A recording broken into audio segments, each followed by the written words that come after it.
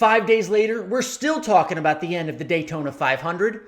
Today we heard from Joey Logano. We had a really good shot at having a Penske 1-2, and instead we finished 12th and 13th. In this video, Logano addresses three basic questions. What happened? Who's to blame? And how does Team Penske move on from here?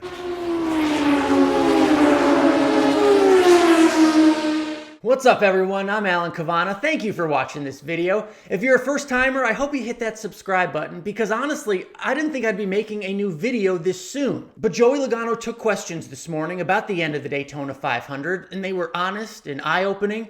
And I really liked what he had to say about how Team Penske gets together and moves on from such a crazy incident that we saw the other night. You'll hear that answer in just a few minutes. But first, let's talk about teammates in racing. It's a bit of an oxymoron, right? Yes, they're teammates, but the moment the green flag drops, they're suddenly competitors. And that's every single week of the season. Maybe you've heard.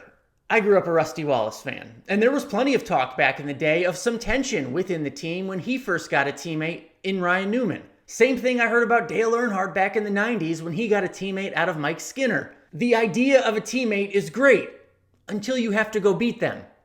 Now let's go back to early Monday morning. For a few moments, it was set up to be a dream scenario for Team Penske. Its drivers were first and second on the final lap of the Daytona 500. That dream scenario, though, quickly turned into a nightmare, as we all saw. Logano, Keselowski, they make contact, huge fiery crash. Neither of them win the Daytona 500. On Friday, we heard from Joey. Here's his perspective on the end of the race. I'm up in the mirror. I'm watching this all develop behind me.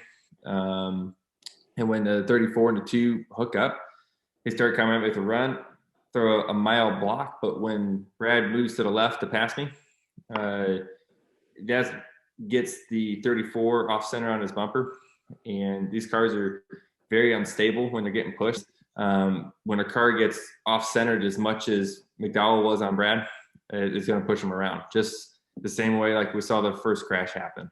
And at that point, from watching it in slow motion and trying to dissect it, I see Brad's hands turning to the left, and in the back end of his car is further left than he is. That means he's going to the right at that moment. He's spinning out.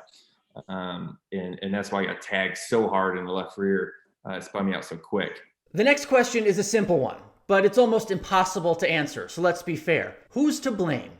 It's the last lap of the Daytona 500. Can you blame any driver for doing anything to go out there and get the checkered flag? Here's what Logano offered. I don't think anyone did anything wrong. Everyone's going to have different perspectives, and I think that's probably where we're going to be. And to me, the biggest heartbreak of this whole thing is that there's 400 people at Team Penske asking where their Daytona 500 bonus is, and it's up in a ball of flames up in turn 3 right now, right? Like, that to me is probably the hardest part to deal with, because those families put just as much into it as I do. Finally, where does Team Penske go from here? The next race is just a few days from now.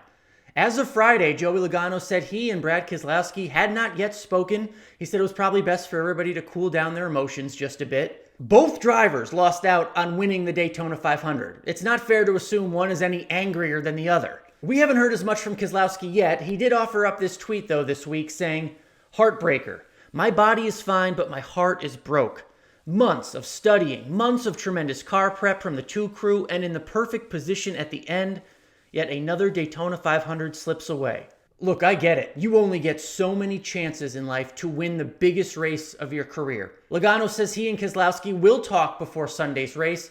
Most importantly, he said, letting any of this fester will only make a bad situation even worse. It's a marriage, right? And when you're married to somebody, you have to figure it out. You're married. You don't just leave, right? You get married, it's supposed to be forever. And so when you have conflict or you have differences of opinions or whatever, you have to talk about it. You're forced to, you can't just roll it up under the rug, right? It's just not going to work. It's not healthy. People do that. It's just not healthy to do. I will be forced and he will be forced to work with me. We're still teammates. We will have to figure this out. We may not have to agree on everything, but we at least have to find a way to move forward. The goal is to move on and not say, you raced me hard, so I'm going to race you hard. And now we're beating the doors off of each other every week. And it grows and grows and grows and grows and grows. Right. That's the goal that you can't have. You can't seek revenge or seek, just, well, you made my life hard, so I'm gonna make your life hard, right? Like, that's childish. We're adults. We're not doing that. I'm not gonna do that. It's a matter of just saying, how do we move forward? Not, you did this, you did this, you did this, you did this. It's okay, that's that. Start at zero, clean slate, never to bring up anything that's happened 6 months ago, a year ago, 5 years ago. If you want to talk about it, that is the time. That's the time. Talk about it, bring it up, be honest, get it off your chest. If you need to get it off your chest and it makes you feel better, good. That's going to be healthy. But after that, never being brought up again.